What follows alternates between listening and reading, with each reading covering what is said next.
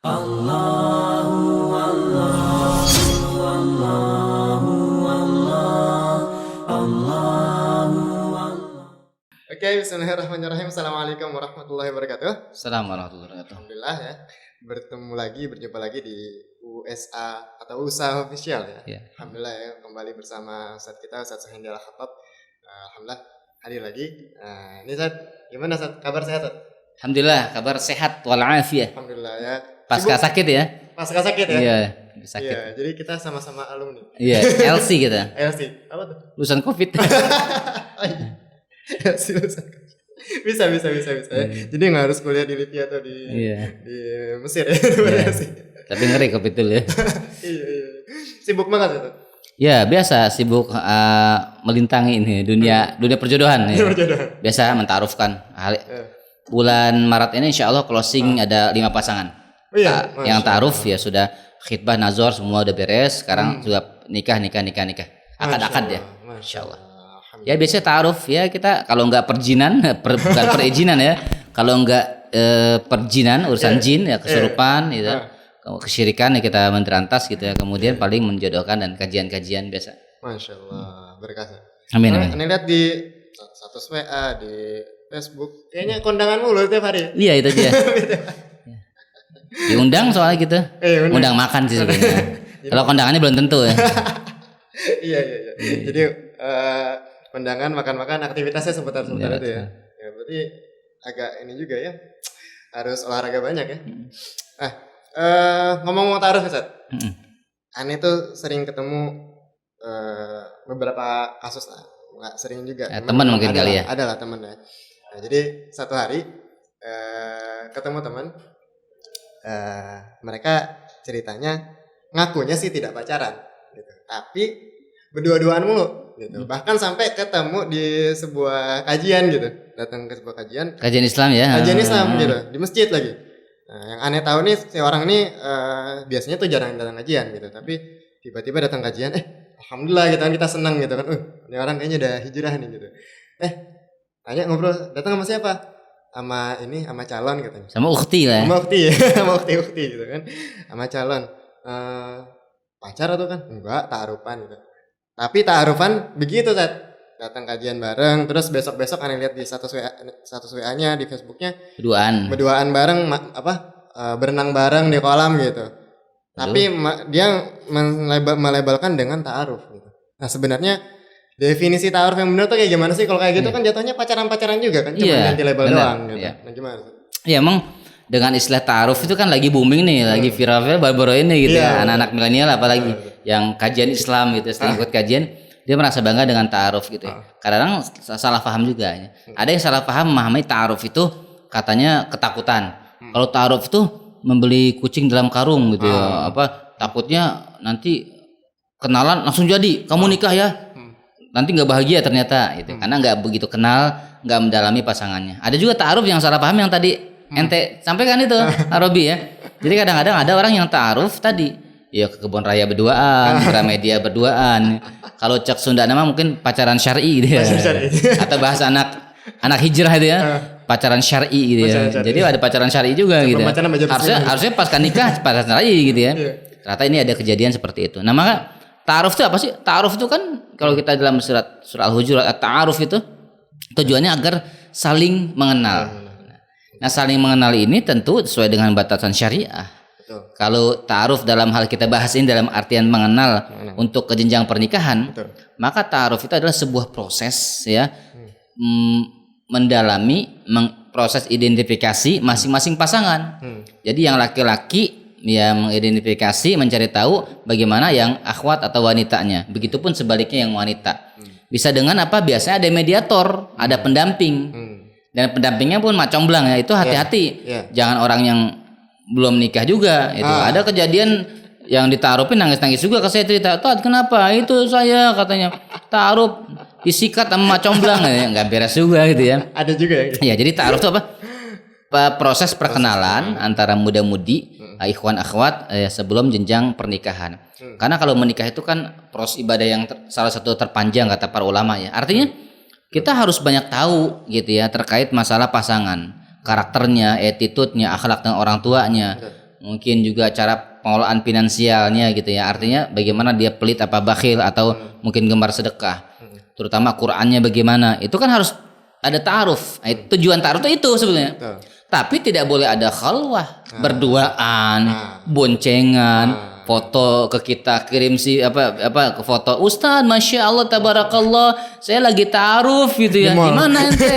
Di mall berduaan gitu ya, lagi sambil belanja. Ini geblek juga gitu ya kalau anak muda sekarang.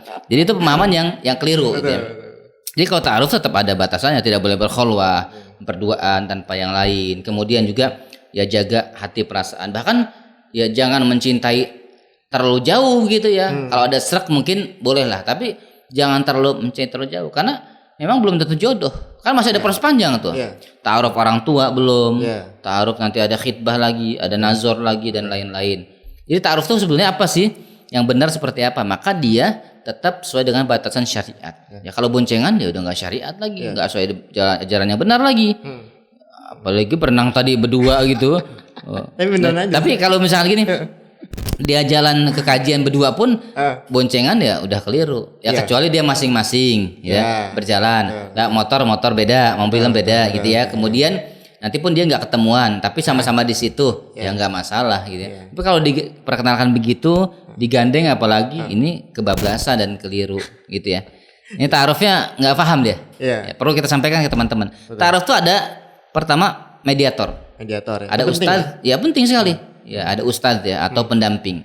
Bagaimana nanti ustadz tuh bisa mendampingi bagaimana bekal-bekal agar dia dalam proses ta'aruf. Banyak yang perlu kita perhatikan terkait doa istikharah, terkait kehati-hatian, terkait perbaikan diri. Jangan sampai dia ta'aruf tapi ya dia masih jauh dari Allah. Subuhnya aja maaf ya kesiangan gitu dan lain sebagainya itu. Iya. Karena emang kayak penting banget mediator tuh kayak gini tuh. Kan susah juga menjaga hati kan. Misalnya walaupun mau dia sekalipun yang kelihatannya soleh atau soleha gitu, tapi kalau kan betul ketika udah masuk chat WA gitu kan, itu kan udah urusannya cuma mereka berdua mereka berdua aja sama Allah yang tahu kan gitu. Ketika ada kalau saya mendampingi itu biasanya kita buat grup WA dan grup dia komunikasi di situ. Gak boleh ada japri berarti? Gak bisa. Kalau japri kita keluarkan grup atau kita batalkan ta'arufnya. Itu kita cukup ketat terkait masalah pentarufan itu gitu ya. Alhamdulillah yang kita dampingi tiap closing sampai sekarang sudah berapa tahun saya 15 tahun lebih mendampingi itu. Masya Allah, alhamdulillah aman-aman aja. Ada konflik sedikit kita dampingi selesai. Berkah jadi rumah tangganya karena nggak nyicil maksiat gitu ya. Nah itu betul.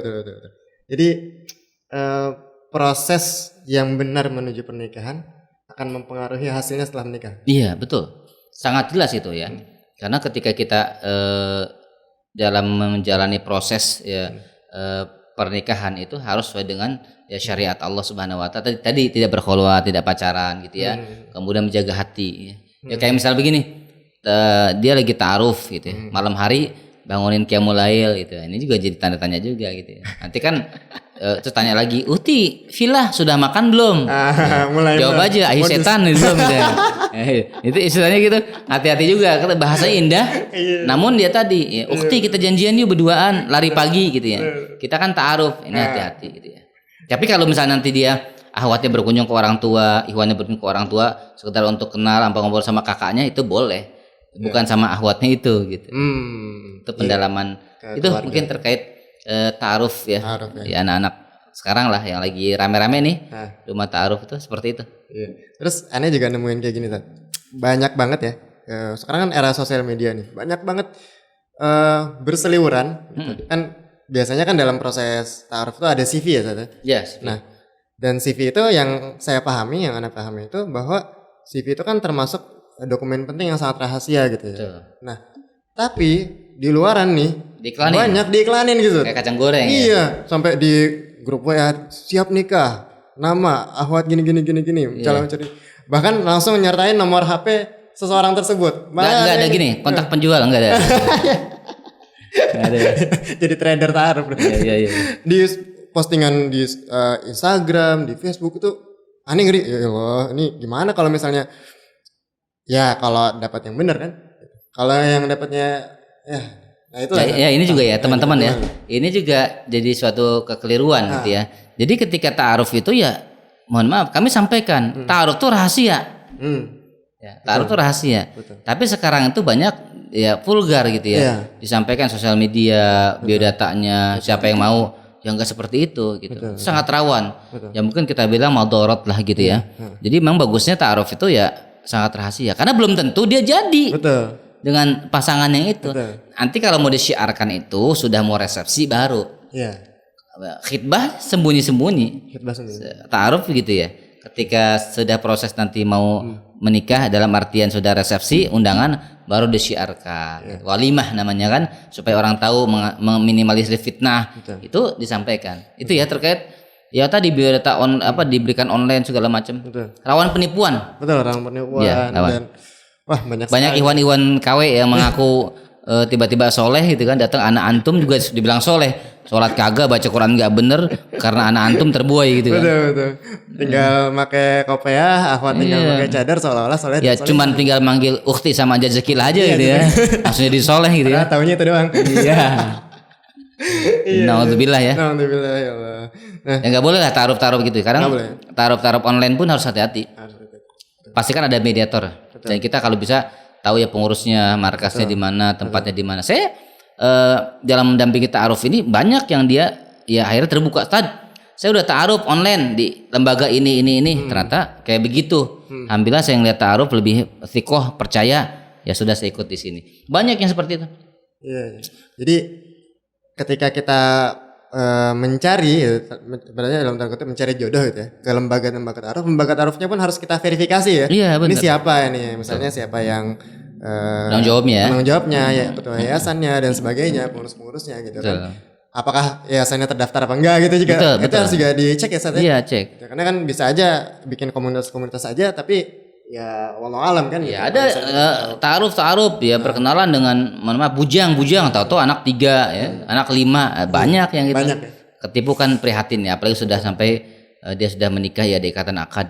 Ya itu kasihan lah ya, prihatin kita dengan kondisi yang seperti itu. Teman-teman di rumah juga nih bisa terjaga ya dari hal seperti itu. Betul. Nah, dan ada juga nih Sat, fenomena lagi nih, fenomena ta'aruf tuh ya pasti gini ya Sat. Ya betul tadi yang saya sampaikan kan.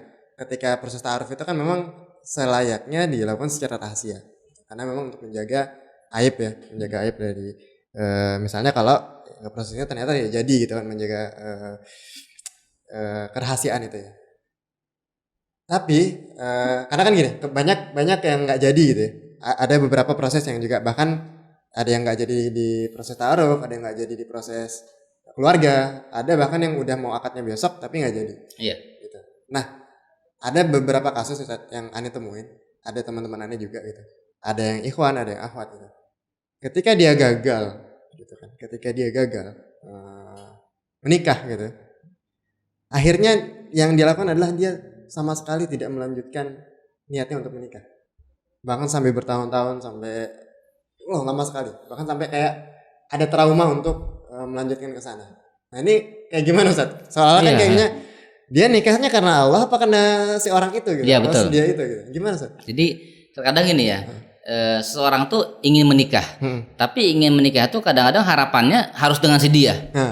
Padahal kan kalau ingin menikah ya sudah sesuai dengan pilihan Allah. Keinginan kita untuk menikah dengan si dia nggak masalah. Hanya jangan memaksakan diri bahwa harus si dia, gitu ya. Artinya jodoh kita tuh ya biar Allah yang tentukan. Makanya tadi kita butuh mediator, kemudian dibimbing dengan doa, dengan istikharah. Kalaupun tidak jadi dengan si fulan, ada fulan-fulan yang lain. Enggak jadi dengan fulana yang lain banyak. Orang saya ada mentaarufkan 15 kali lebih, taaruf. 15 iya, kali. Bisa move on. Masya Allah. Enggak ada ganti lagi sampai sekarang menikah dan masya Allah tabarakallah rumah tangganya bahagia dan pilihannya juga yang terbaik. Sudah soleha, kemudian baik akhlaknya. Jadi memang ya kalau kita niatnya menikah karena ibadah, ya pilihannya nanti Allah akan bantu. Allah pilihkan insya Allah.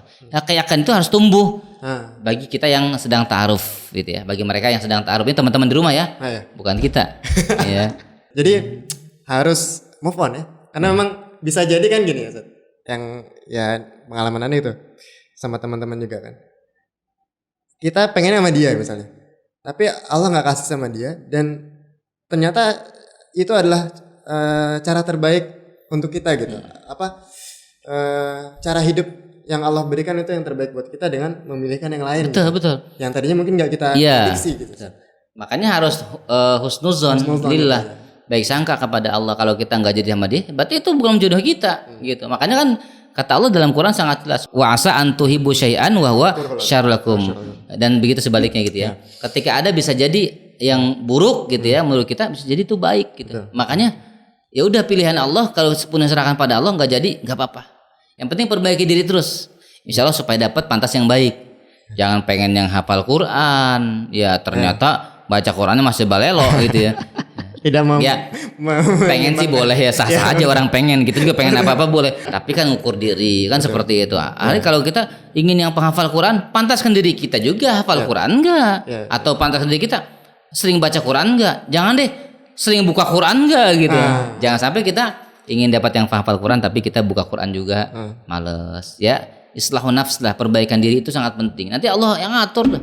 Istilahnya ketika kita sudah jadi magnet gitu ya, kebaikan-kebaikan, nanti kebaikan yang lain juga akan berdekatan dengan kita lah insya Allah. Itu ya termasuk jodoh. Betul, Itu Kang Robi insya Allah. Syukur, Ustaz. Ya, Alhamdullah. Afan. Oke teman-teman, Ya. tadi kita sudah banyak dapat poin ya. Insya Allah semoga bermanfaat buat kita semua. Assalamualaikum warahmatullahi wabarakatuh. Assalamualaikum warahmatullahi wabarakatuh.